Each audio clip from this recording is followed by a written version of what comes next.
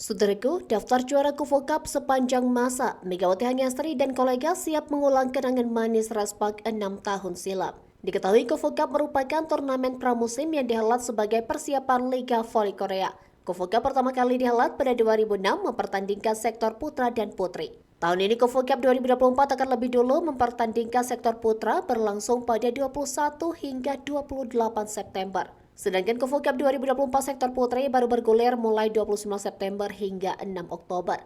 Fakta menariknya, Raspak selaku tim Megawati tercatat pernah mencicipi gelar juara Kuvo Cup sebanyak 2 kali.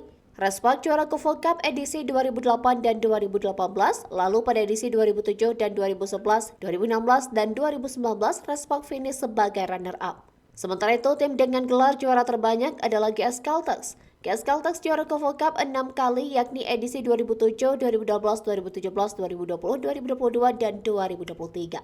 Besar harapan Megawati DKK mampu menjegal misi GS Caltex mencetak hat-trick juara Kuvo Cup. Untuk lebih lengkapnya, berikut daftar juara Kuvo Cup sepanjang masa.